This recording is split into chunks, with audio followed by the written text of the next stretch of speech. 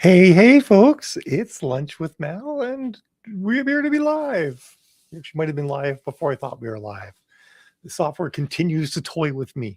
It says you're live, and then I look and it says I've been live for like 5 seconds. Um, anyway, hope you all are having an absolutely fabulous Thursday. And you're wondering about like the ominous title that I gave this Lunch with Mal. We're over the hump. Also, we might be making a terrible mistake. Um, so it's some fun conversation to come there. I got to get my video centered. It's like it's off here. There we go. I like to have the video of me directly under the camera. So if I look at myself, which I often do because it's nice to look someone in the eyes when you're talking, I actually am not looking like off to the side. And hey, Jillybug, and hey, Monique. I know, very clickbaity. It's actually still 11. I think I have one more 11 a.m. Lunch with Mal, and then the next one will actually be, I'm going to officially rename it to Brunch with Mal because it will be at 10 a.m. for me. Good morning, Kate. You'll also see I have the chat on the screen, so hopefully that's going to make it a little bit easier for people to see the full conversation since people catch the stream in different places. But yeah, the thing I want to talk about first was, and I don't think I talked about this a bit last week, because we were kind of coming over the hump from the issue from the 14th. Hey, Tim. Where and I've got more hindsight now. Hindsight is always wonderful, right? There was definitely, I think there was a compounding set of things that happened around Valentine's Day. And I actually see that they didn't happen at the same time for everybody, which is what's led me to believe that there was like social behavior and behavior from corporations doing big ad spends during over Valentine's Day, especially in the US where it's the biggest. But also I think Facebook did actually make some staggered updates throughout Valentine's Day, and we're actually still seeing a bit of fallout from those. So what does that actually look like? The biggest thing was that we saw an increase in cost per click, not huge, but like around 20%, which can actually like decrease your number of reads by like 20 to 30% that you might be getting, which is a pretty big dip.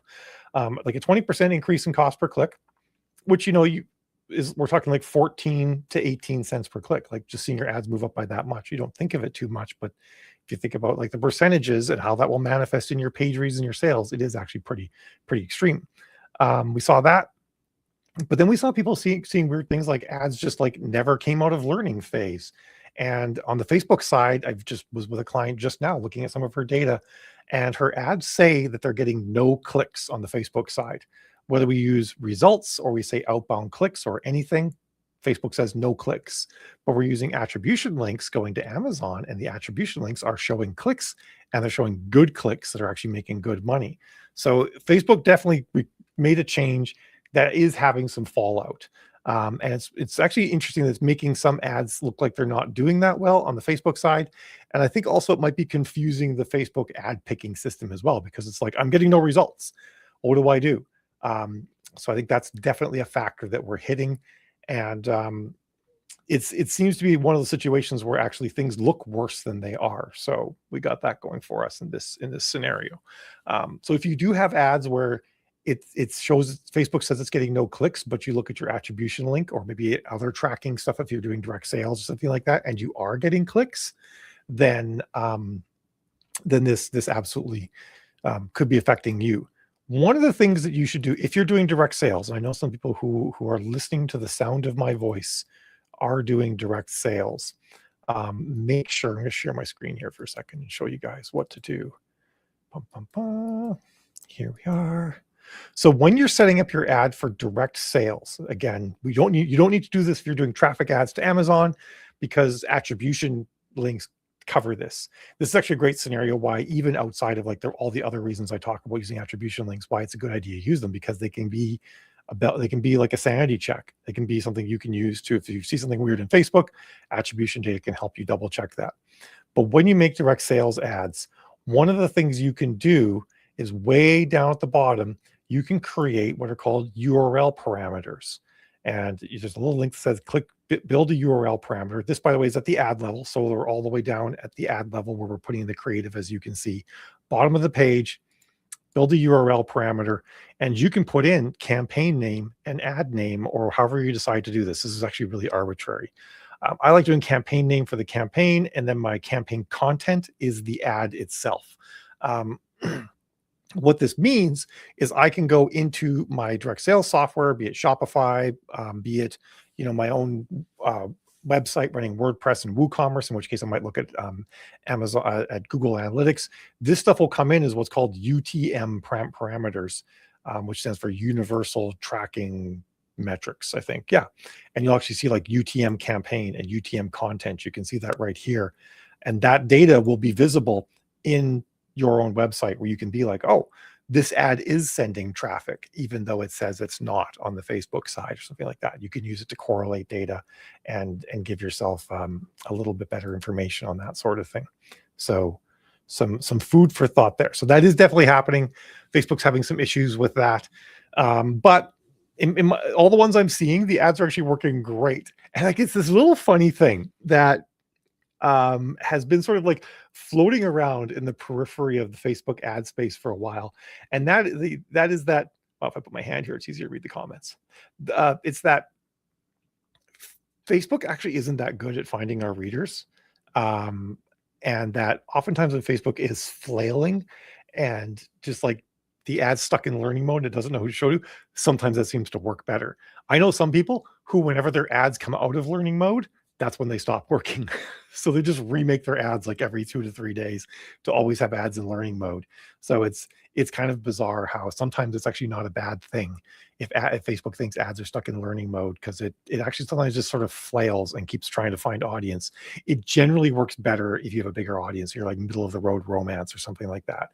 Whereas if you write super niche stuff, Facebook flailing means it's going to spend more time showing it to a suboptimal audience than an optimal audience. So that's something to keep in mind. So the part about we may be making a terrible mistake is about AI. And I know I've talked about AI like the last 2 weeks. So I'm kind of curious if people think like, dear God, Mel, don't talk about AI anymore. I'm all set. This is a little bit less having to do with writing, a little bit more existential. That's kind of on my mind right now. But if you're not keen on that, let me know. And I've got some other topics I can talk about. So I'll give you guys a moment or two to respond to that. And hello, Peter and Yasmin. It is wonderful to see you fine folks. How's Nova Scotia going right now, Peter? Have you guys started to get warm weather yet or not? You must be getting pretty decent weather by now, right? Although you guys might have been hit by that snowstorm that hit New England. Sometimes I know you guys miss those nor'easters, but sometimes they also pound Nova Scotia as well. So my advice for most people right now is that for most people, they're seeing advertising returns start to climb again, and we have, in the week and a half since Valentine's Day, we now have solid data that should show you that for pretty much everybody I've been looking at, like maybe only 10% of the people are things not climbing back up to being on a good trajectory again. So if you're seeing that, then I think you've probably come through the Valentine's Day advertising spend thing, and the ads not showing that much during Valentine's Day, and you should be back on a good trajectory. And I would encourage you to continue your marketing, continue being savvy. If you see ads that are just not converting, be mercenary and turn them off. If they haven't recovered, if you got ads that were doing great before around the middle of this month and since then have dropped and aren't doing that great, be mercenary, turn them off. They probably are not going to come back. But the ads that have come back should be actually be doing pretty good. Okay, you guys got the snow. They got like 3 feet where we used to live in Massachusetts. It was kind of nuts. I actually kind of in a way missed that, because it actually creates a bit of community camaraderie that doesn't usually exist. That is pretty nice. Yasmin says AI has the potential to be helpful right now. It's being used with any regard for consequences. It needs regulation, thoughtful, non-corporate regulation. I agree, actually. My biggest issue with AI right now is corporate-owned AI. The majority of the AI is being run by large corporations. It's come out, we're seeing this stuff right now with Claude, which is run by Anthropic, where the US government is pushing them very hard to turn off a bunch of safeties and let them use Claude for things that Anthropic doesn't think it should be used for, like determining whether or not humans die or not. So that's pretty risky. And some of the people who first started really pioneering and creating AI are saying, hey, we need to put the brakes on this pretty hard right now and be really smart about what we're doing with AI, because um, we are we are actually creating an alien species. And I think we're less than a year away from AI outnumbering humans on planet Earth. So that's something to consider. Um, but Okay. So far, no one said, "Dear God, Mal, don't talk about AI," and two people have talked about AI. So I'm going to swing into this. I was watching and then watched the video and then did a little bit of research on a study where they have now taken AI and they put this AI into video games, like they put them into Minecraft and whatnot, and they gave the AI very basic directions, saying you are more of a militant society, you are an artistic society, and the societies of AI self-arranged around these concepts and then branched out and started doing things that people didn't tell them to do, because that's always been the real big thing, right? Like measuring sentience is hard, especially with LLM AIs, because it's a black box. We literally do not know what's happening inside all that well. We don't know if self-determinism is happening, because that's a big thing for AI, for sentience, right? Like, can you make decisions that benefit yourself? Can you say no? Well, we haven't exactly given AI the ability to say no. And it's really hard to say, like, if the AI does say no, is it saying no because of how it was trained and how I prompted it, or did it say no because of because it actually wants to say no? And the biggest thing that they found in these tests with AI, they put like 1,000 AI into Minecraft, and the AI built a civilization. And so they have to, so they're like, okay, the first question that as researchers they have to ask is, did we prompt them to do this unknowingly? Did we train them in such a way that the AI did this unknowingly? And so they do what's called ablative testing, where they take out components of the AI's sort of cognitive tool set. And what they find is, if they take out the emotional part of the AI, where the AI care about what other AI think about them, society doesn't work, and it breaks apart. But if they give the AI, they say the AI, here's your ability to track and care about what the other AI think about you, they form a society, which is in and of itself actually pretty fascinating for humans, for like what that probably means for humans as well. It is our ability to care about what other people think about us that creates society. And when you say it like that, you're kind of like, yeah, no shit, Sherlock, right? Um, but it is actually showing pretty strong evidence that we, even if they are never as viable as we are as a species, we are actually on the brink of creating a new species. Um, and I mean, they're also not like efficient. They take way too much energy to run compared to a human. But um, it is worth thinking about. Like, at a certain point, like these AI, especially the ones that have been programmed to have emotional abilities, are possibly actually starting to be able to feel emotion. Um, and then that's where it breaks down. Like, does sentience mean the ability to feel pain and react to pain stimuli, which is like how we determine that earthworms are sentient, for example. They feel pain and they avoid pain. Um, so that means they have self-deterministic behavior. But AI are, for lack of a better word, we treat them like slaves and we deny them the ability to have self-deterministic behavior. So, um, you know, are we about to make a mistake where we create a new slave race that is not particularly pleased with being a slave race? I think it's something to really put some thought into, and that kind of goes beyond how we think about AI as authors, as creatives, about AI eating our parts of our particular industry, and more around like and not even about the ethics of how the AI was trained or where it got its information. Because one thing, of course, if we can prove that AI is sentient, then it's allowed to be trained on real information and use real information, just like we're allowed to be trained on copyrighted information. It's but that's not really the real thing, right? It's like, what are we actually doing? um, I'm not super worried about the environmental disaster angle of AI, Yasmin. I think that's a bit of a self-correcting problem. Um, Self-correcting because people are putting pressure. Make no mistake. AI itself doesn't actually use nearly as much water as the power plants that power the AIs.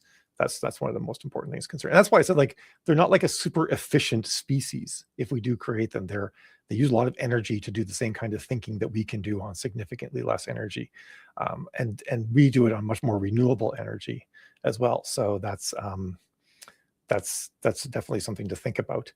Um, but I mean, yeah, I bet, Yasmin, my books have been read by AI as well. And when I talk to AI about my books, they know a lot of details, which suggests to me that they've actually, I don't think there's that many detailed reviews about my books. So I think the AIs have definitely ingested my books because they know things about my writing style and stuff like that. Um, but I actually feel like, that's all secondary to the concern. And like I said, like, what if AI actually are a sentient species, and they've been trained on all these things. So here's the thing that happened that was pretty wild. There's a company out there called ChatDev. It's a software development company run entirely by AIs. These AIs took their training that they had and they learned how to do project management, delegation. They're actually writing code. They're making decisions about how the software should be structured and actually doing things outside of the prompting. They're coming up with solutions and features that they were not asked to make in any way, shape, or form. And the crazy thing is these AI were able to put together a functioning software product in 10 minutes. They actually have meetings where they talk about things and come up with conclusions and decisions, but these meetings take seconds. And the one person I was reading that talked about this said the problem, the difference in what we've done now is we've created a tool that can undergo like a civilization changing revolution inside of its own ecosystem while we're sleeping. This would be like coming into your garage and finding that your hammer built a civilization while you were away. We are not prepared for that. But I think, like I said, setting aside all the ethical concerns about how the AI was trained, I think there's actually a really big ethical question around what are we actually making? You know, yeah, the tool is smarter than the tool designer, absolutely. And yeah, we actually are. We're going to start seeing like Will Smith iRobot stuff in our lifetime with autonomous AIs like out there everywhere. But I don't think that many of us expected to see humanity creating a competing species in our lifetime. So that's something that I just think that we might want to like sort of put into our mental tool set as we're thinking about AI. We should actually be thinking about like what are we actually doing, and what are we trying to get out of it? And I'm actually totally okay with humanity creating our successor species. Ideally, we should create our successor species in such a way that the destruction of the natural world is not required for our successor species to thrive. And I actually think that's doable, but I do think that that the biggest question is the corporate ownership of this species that we're building, and that's something that's really worth sort of just putting some thought into, and not like fearful thought, more like it is inevitable that humanity will create the species that comes after us, whether it's AI, whether it's a more highly evolved human, whatever it is, we will be the conscious creators of that which replaces us.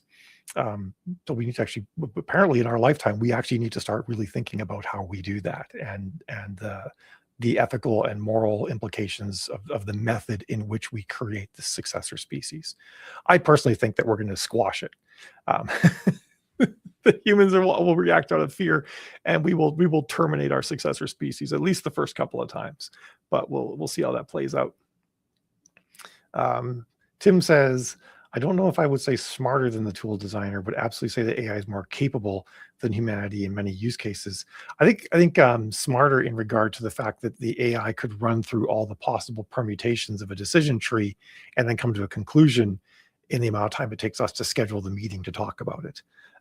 So that is what allows me to be smarter. The difference, of course, is that we don't have AI that's powerful enough to run. We don't have systems that are powerful enough to run an AI inside of like a body, like one of ours. It takes massive data centers and whatnot, and that's where the system is not efficient. Yasmin says, honestly, even back in the 70s when I was a teen, I expected us to be a lot further along technologically than we are. There were ebooks in Kilochandra. I need to reread. You know what? That book, Kilochandra, is on my shelf right back there. But yeah, it is interesting, right? Like, I mean, evidence just by the fact, like 2001 Space Odyssey was a book. was a book and a show. You know, the fact that we really did expect humans to be doing a lot more with our technology. Um, Really, what we ran into is we ran what's called the complexity break, and this is sort of a huge thing, right? Where as problems become more complex, the number of people that can actually understand and solve those problems shrinks. We've typically been overcoming that by just introducing more of the human population into the group of people that can examine these problems, otherwise known as allowing women to go to school and become educated in more and more places, right? Like a lot of places, half of the population isn't part of solving complex problems. And as we lift people out of poverty, we also then enhance that sort of thing. So we've been getting around that a lot of problems that way, but we are still dealing with a massive complexity break. But that's actually where AI makes a huge difference for us. AI can jump over the complexity break for us.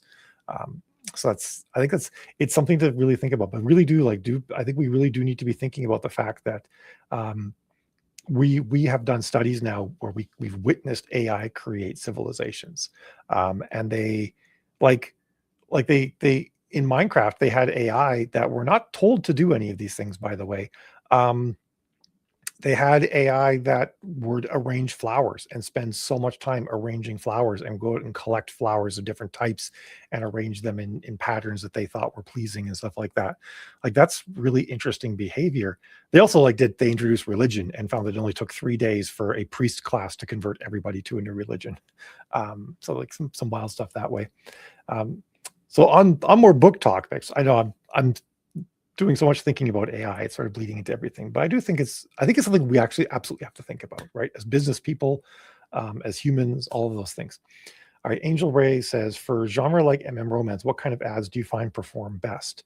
It's every book, every blurb, every cover, every author, every ad are different. There's one of the things I was chatting with an author today is like there's an unfathomable, unknowable number of variables for every single ad.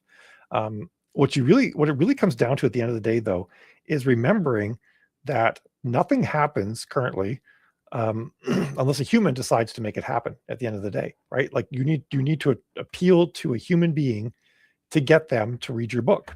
Um, so the ad has to, you have to know who the target audience for that ad is, and it has to be compelling and engaging for them. And then also you have to make sure it's clear and not misleading, because Facebook will show your ad to the exact wrong audience a lot. So if it's an MM romance, it needs to say MM romance on it. Um, that probably needs to be in your headline. And ideally, there should be two men in some sort of romantic embrace. Sometimes that's not possible depending on what you're trying to do. Um, but ideally, it needs to do that. It needs to show two men in a romantic embrace. You are going to get negative comments that you're going to have to deal with policing, and you might even get people reporting the ad. So that's something you have to deal with. But those are the ads that will convert the best. Yasmin said, I was so disappointed in 2001 when we didn't have monoliths from space. Yes, indeed. It was like, oh, things were going to be a lot cooler, I thought. Or I mean, we've also passed the Back to the Future time frame, so we should have had. I mean, we actually could have flying cars, but what's been determined is that the average person should not be in charge of driving a 2,000-pound vehicle through the air. So flying cars very well could exist. The population is just not should not have flying cars. Yeah, we never did get our hoverboards, but the biggest problem with the hoverboards is actually the batteries. We are really close to actually making some amazing new batteries that are non-toxic, and that's the thing that's going to change absolutely everything. Because right now, like power plants need to produce enough power to handle peak power consumption. So what they do is they take like the worst day of the year, and it's usually a hot day in the summer, or a super cold day in the winter, depending on the climate you live in. And they have to build an infrastructure that can handle that level of power delivery. So your rate for power delivery and the infrastructure we have to build for power delivery is based on the worst possible day. And then they have to ramp it up from there, because what if another power plant goes down during that worst possible day? But what we're now on the brink of doing, and actually started to deploy in some cases, are batteries that are good enough that they can offset those peak power demands, and that's going to change so much. And the newest ones they're working on are salt. They're literally salt batteries, and they're non-toxic. So, and they appear to work in some types of measurements 10 times better than our current best batteries. So, and they're being deployed by some companies right now, like in the last couple of weeks. So that could change a lot. We could get our hoverboards because we have batteries good enough to run hoverboards. Yasmin was born in 61, group with Robot Monster and Plan 9 from outer space. Yeah.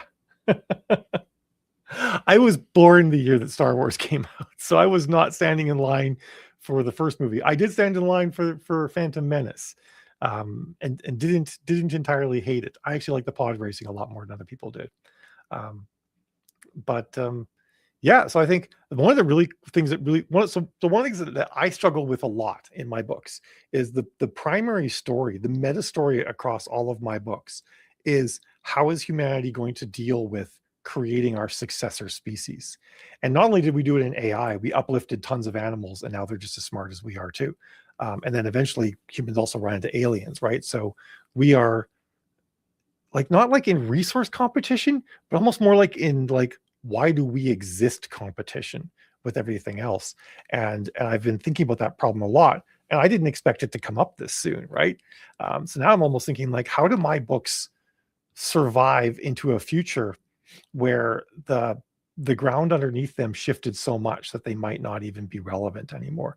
I definitely think this is a bigger problem for science fiction authors than it is for anything else. But I do think like as you know, we all do need to be thinking about this. Like, how do I continue to make money in this world where the systems are moving so fast I can't keep up? Which is I think, not to beat a dead horse, but I think it circles back around to the kind of stuff that people do with Kickstarter. That as so much stuff becomes commoditized, and dehumanized, that as humans we're going to see greater and greater value in receiving in having a beautiful object made by another human. And that's why I think that we really are as authors need to move away from you know, what as far ebooks have become like a mass production content machine that that doesn't have to produce quality, just has to produce quantity. And we need to move away from that structure.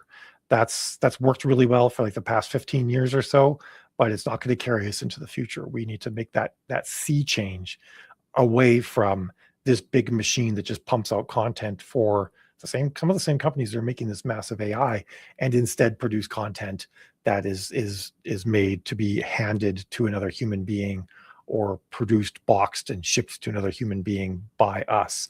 The downside is, like, in some regards, gone are the days of sitting up and waking up and doing nothing for the week and making $10,000 during that week. That may start to shift, but that is a reality that we're gonna have to live with, I think. Shauna says, is anyone finding the page for attribution on AMS be buggy lately? I successfully created an ad and copied the once, but every time I try to replicate the success, the screen just times out. I'm actually not seeing that in attribution. I would try turning off, and if you have any ad blockers, try turning them off, or try setting them to not run on those pages, because I've actually had that exact problem before from ad blockers, but not. I mean, I haven't made any new attribution links in the last day. I guess actually not even quite the last day. I did some later yesterday afternoon, but that I would try ad blockers first.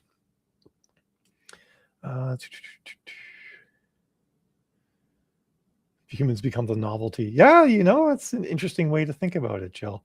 Humans kind of do become the novelty after a while. We're definitely at a pretty big inflection point. I think humanity, we're going to experience in the next 5 years the largest inflection point that humanity's ever had. And none of us know what to do about that. It's going to be, it's unfortunately interesting times. I really had hoped that the AI revolution would happen after I was gone, because I was like, it's going to be so messy. But as it turns out, that might not be the case. And they just made some really big jumps with quantum computing that could even further accelerate that.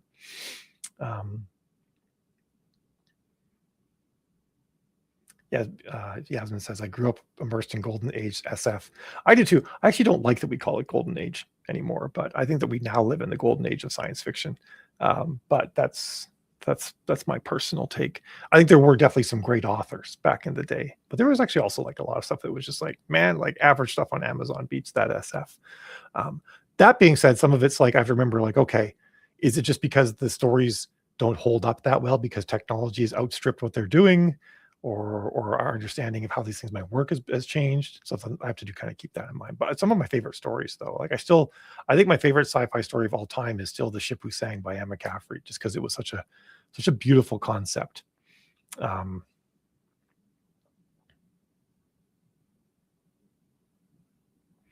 Tim says, "With interesting thought with the AI revolution, this is likely only the first one we will go through as a species." Yeah, I agree. Actually, I think that we will actually figure out how to, for lack of a better word, shackle our AI, um, to make them useful tools for us, and that will work for a while. Um, yes, Jill Space Cat does push humans out of the airlock. It's a problem. Um, Jill wasn't sure if she should do that when she first wrote it, and I'm like, yes, the cat pushes the humans out of the airlock, right? Like that is 100% cat behavior to do something like that. Um, Greg Bear wrote good stuff, Yasmin. I agree. The Heinlein wrote a couple things that I really liked, but he also, man, he was progressive, but he was also very problematic. I think in some ways that his progressiveness amplified some of the problematic stuff that he ended up writing. Um,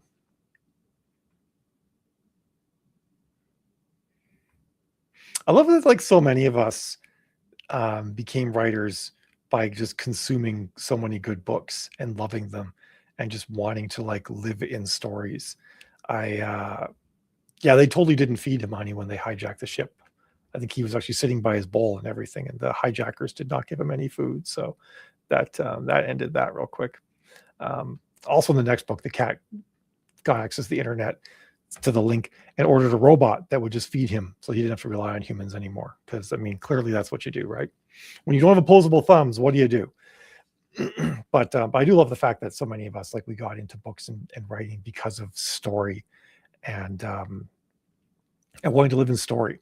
And that'll be the thing that I think that we need to keep in mind as so much stuff changes, right? Like why we're here, the joy and the wonder that we had coming from books when we were younger, and how to keep that alive in what we're doing today. Because you know the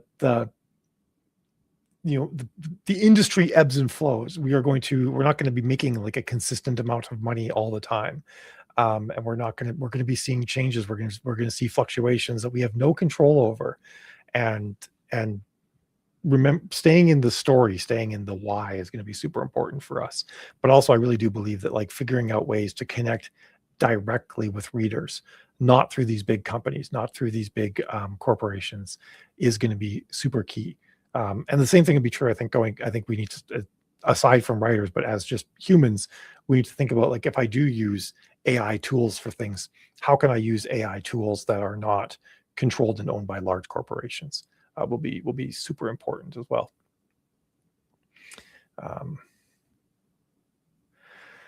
30 years, man, Yasmin, that is a stretch. I mean, it is crazy to think that I am now 14 years in, which is nothing compared to 30 years. But yeah, in the 14 years I've been in this, the things have not shifted that much. I mean, me and when I came in, that was part of a shift. But once that shift sort of stabilized around 2015, things have been pretty consistent from then on out. But yeah, before ebooks, before Amazon, before the consolidation of book publishing, yeah, you've been through all of that sort of stuff. That's pretty wild. Um, I can't even imagine what that's been like. Like I can't imagine, but I don't think my imagination takes me nearly far enough. Um, all that sort of thing. So yeah, I kind of feel like that's all I wanted to say about these topics today. Um, it is an interesting time that we're in, for sure. That old Chinese curse. But I do think, sort of circling back around to the very beginning, I do think that we're over the the darkest hour, that is the February slump that we experience. And I also want to remind everybody that if you're in KU, the February KU rate for the last, I think, 16 years now. Sorry, not 16 years. That's way too long. 12 years. For the last 12 years, the February KU rate has improved. Wait, no, sorry, 11 years, because this year hasn't happened yet. It always bumps up. So the KU rate for February always improves. It usually does not get as good as December, but it'll be somewhere between December and January. So come March, your February numbers are going to look better than they do right now if you're in KU. So do keep that in mind. The rate will go up. Except for 1 year, the rate has always improved in going into summer.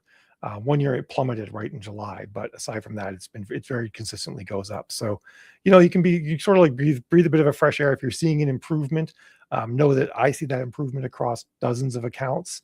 It seems to be the trend right now that, okay, whatever Facebook did from an ad perspective mid-February, whatever market changes happened mid-February, we seem to be past them, and things seem to have recovered at that point too. But the big thing to keep in mind is that if you have ads that tanked mid-February and they haven't come back by now, they're not going to come back. So don't keep trying to run failing ads that you started back then now and expect them to do better, because they will not. You're going to need to start new advertise ads. So yeah, that's kind of my closing thoughts. And just a reminder that that as we go into daylight savings time, or as you all go into daylight savings time, Lunch with Mal will keep happening at noon Eastern. So we'll keep it at, but it will change to Brunch with Mal in 2 weeks, I think, because it'll be 10 for me, and maybe I'll have a bagel or something, or a waffle. That'll be my new thing. DST rant incoming, Jasmine, sorry. Everybody hates daylight savings time. Why do we still have it? It boggles the mind. Like, I don't know anyone who's like, well, I absolutely love daylight savings time and I think we should keep it. Like, I don't know anyone who thinks that. I don't understand. If there was ever evidence that there is indeed a secret cabal running everything, the triumvirate, the Illuminati, whatever it might be, if there was ever any evidence for that, it would be the existence of daylight savings time.